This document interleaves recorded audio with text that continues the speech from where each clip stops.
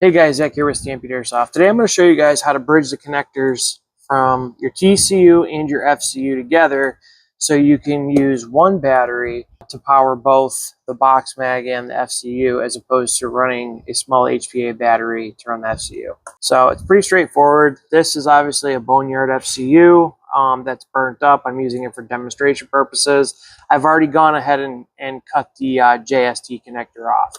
Okay, so this is going to work both for the PolarStar TCU and the Wolverine TCU. Obviously, the major difference is the PolarStar has the 3-prong plug that goes into the small port, where the Wolverine has a separate JST.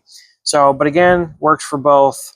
We're just going to be using a PolarStar version. All right, so to get started, cut the JST connector off of strip your wires back, and go ahead and cut the Dean's connector off of the TCU and strip your wires back. All right, once you've got your wires stripped back, you want to give yourself a little bit of room there. Go ahead and sweat your wires.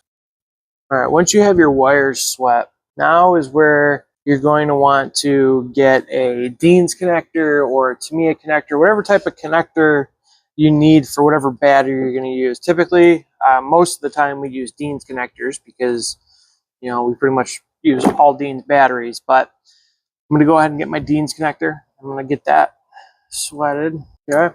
All right. So now we're going to do the bridging.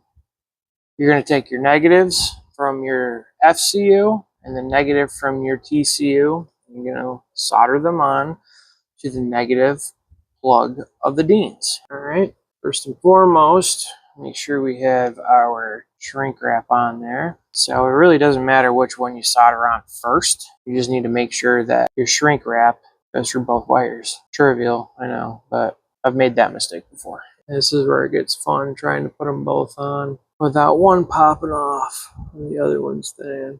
There we go. So there's the negative, and now we'll do the positive. All right, so now we're gonna go ahead and hit our shrink wrap. All right, and there we have it. So now our connectors, our positive and negative, are bridged together. So when we plug in a battery, you'll now have power to the FCU and the TCU with one battery.